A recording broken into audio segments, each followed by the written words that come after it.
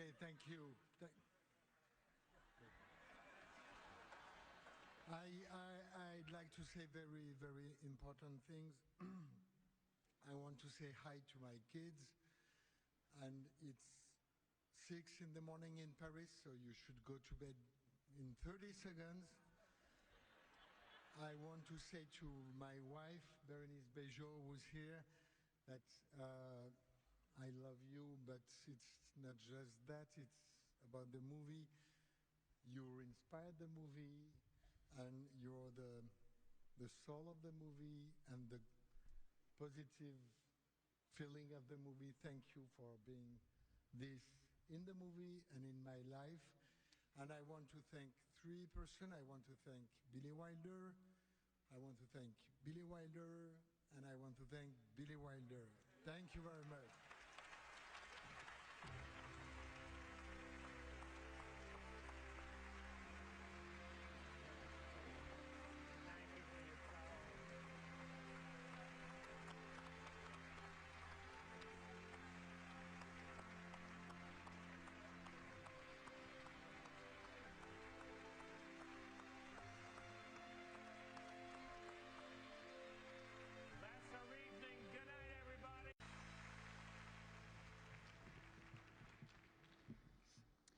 Edith Head, the brilliant costume designer, once said, "A dress should be tight enough to show you're a woman.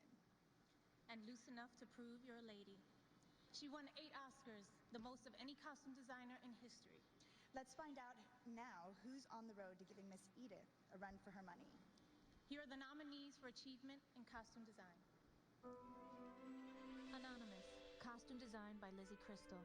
When I met Lizzie Crystal, she said, I don't want to make costumes. I want to create reality. The Artist, costume design by Mark Bridges. I want the costume a little bit larger, too large for him. Fit at the beginning, because I want to have the feeling that the character shrinked a little bit. Hugo, costume design by Sandy Powell. You start to understand more, not just about the way that people dressed in those days, but the way that they thought and felt. Sandy Powell is a phenomenal costume designer. Jane Eyre, costume design by Michael O'Connor. He was able to bring a sort of sense, I think, unified aesthetic with the sets, with the tone of the film, with everything, that what he made at the end was quite special. W.E., costume design by Ariane Phillips. When you work with Ariane, you meet her on the highest level. You must bring the same amount of devotion that she does. And the Oscar goes to Mark Bridges, The Artist. To create the Oscar-nominated costumes for The Artist, designer Mark Bridges chose certain colors to help the actors liven up the scene, even though the film was then converted to black and white. This is his first Academy Award.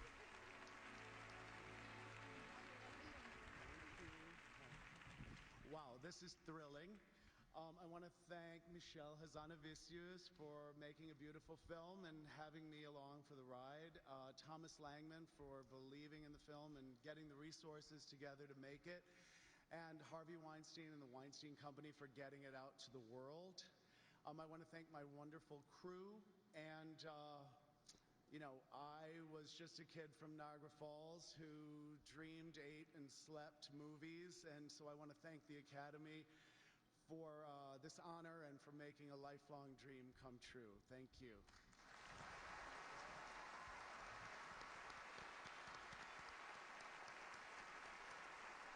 This year's nominees for makeup run the gamut, from transforming a woman so she could live like a man in 19th century Ireland, to the fantasy world of wizards, to replicating one of the most iconic leaders of the 20th century.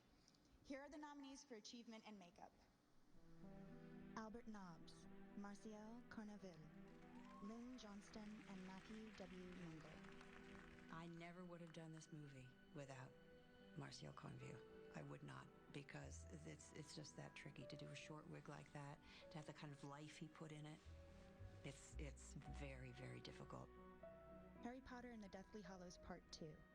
Nick Dedman, Amanda Knight, and Lisa Tomlin. It started in the morning.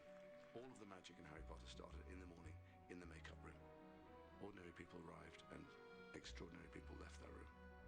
And what's amazing for me as an actor is when you look in the mirror and you see nothing of you looking back. It's an amazing experience. The Iron Lady, Mark Coulier and J. Roy Helen. I could not convince myself I was her, and I couldn't have convinced the other actors that I was her without their unbelievably stellar, exceptional work.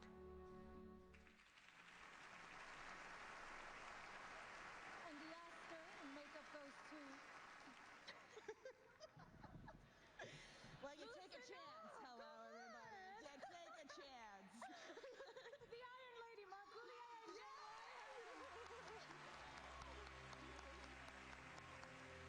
Mark Coulier says his biggest challenge was finding the right balance between adding stuff to create Margaret Thatcher without losing Meryl Streep.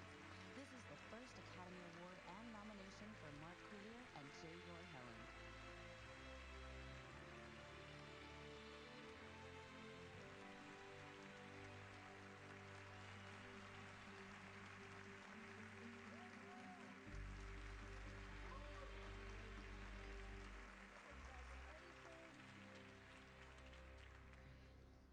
Thank you, Academy, and thank you to my colleague on the Iron Lady, Mark Coulier, without whose brilliant prosthetics I wouldn't be standing here this evening. Thanks, Meryl, for keeping me employed for the last 37 years. Your brilliance makes my work look good no matter what. I'm a child of the Saturday and Sunday double features, so getting to work in the movies is a dream come true. Thank you. Mark. I'd just like to say what an amazing experience. Thanks to Meryl, you were incredible. And just a quick thank you to Barry Gower and Stephen Murphy and my kids, Isabel, Ethan, and my wife, Amanda, and my dad. Thank you, guys.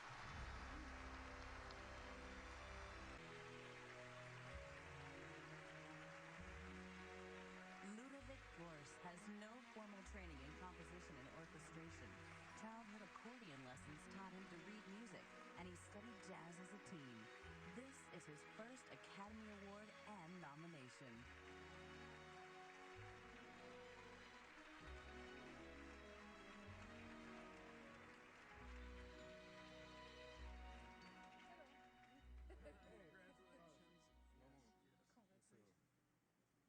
Wow. I want to pay, first of all, a tribute for the power of the music. And I want to thank you and pay tribute to my co-nominees, Mr. Williams, Mr. Shaw, and Mr. Iglesias. And Hans Zimmer is downstairs. He refused to submit to this year's. So I thank you for your chair, Hans Zimmer. I don't know if you can see him. Thank you, Chirai, and all the musicians tonight. It's a wonderful show. So, can I have 10 seconds more, Hans? Sorry, I have a little speech. I'd like to thank the Academy. With this Oscar, you have given a man a special honor. And to all of you, please accept me because I've got so much love to give. I've got so much love to give to you. My wife, Sarah, is there. I dedicated this prize pour toi, ma chérie. Je t'aime. Thank you for all. Thank you, Michel.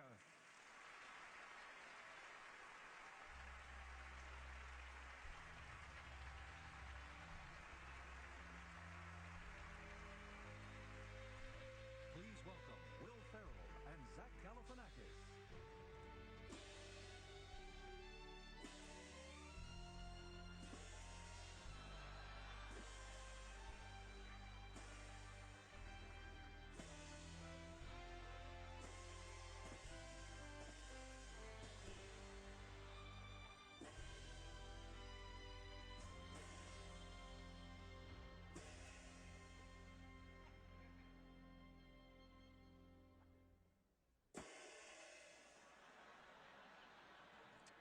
Hi. I'm Will Ferrell, and I'm Zach Galifianakis.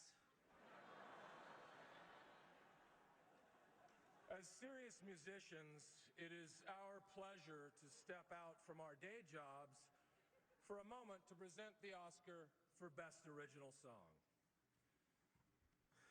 One of our nominees will join the ranks of previous winners, When You Wish Upon a Star, Moon River, The Way We Were, and It's Hard Out Here for a Pimp.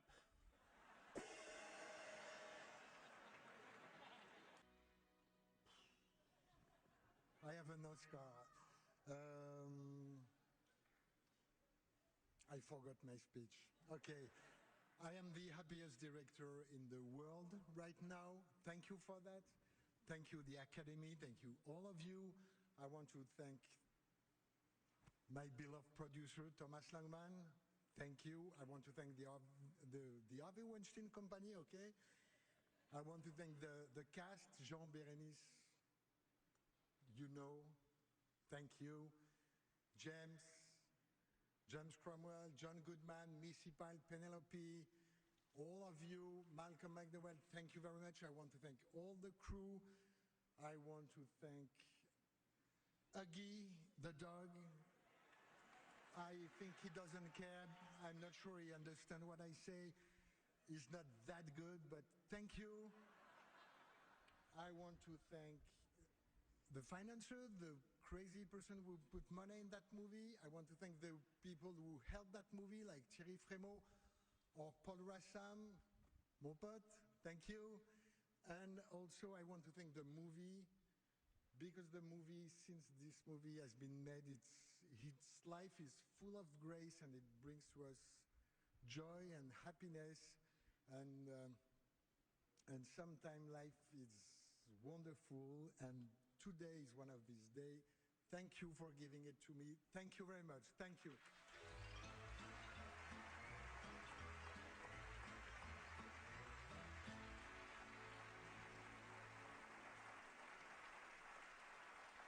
Our next presenter is Meryl Streep. Now, counting tonight, Meryl has been nominated 17 times, and she's won twice. So 14 times she has sat right there and had to act thrilled when somebody else won. So for that, I think she deserves another Oscar. She has received acting nominations in the 70s, the 80s, the 90s, the 2000s, and the 2010s. 2 Oscars, 2 Emmys, 7 Golden Globes. She's either the greatest actress of our time or a really dedicated hoarder. Ladies and gentlemen, the one and only Meryl Streep.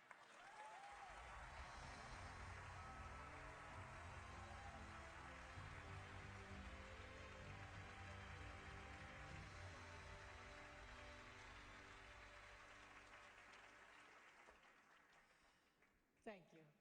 Following recent Academy tradition, the Governor's Awards were again presented this past November in the Grand Ballroom at Hollywood and Highland. Let's take a look now at this unforgettable evening that celebrated the exceptional contributions of 3 very special Academy members. Oprah Winfrey is always thinking about how she can help others. James Earl Jones. Story about an underdog willing to challenge the status quo and question things that no one had ever questioned before. Whether one is a baseball fan or not, your charisma and inventiveness made us root for that underdog to come out on top in the film Moneyball. Brad Pitt. Now, why do I get the feeling you're picking my pocket? Not picking your pocket, you're picking mine. Giambi's name alone is worth more than me. What's wrong with it, Billy? There's nothing wrong with it. Now, can we say it's done in theory and start drawing up the paperwork? Okay. Great. But you're going to have to... I think he was going to say something else. When you get the answer you're looking for, hang up.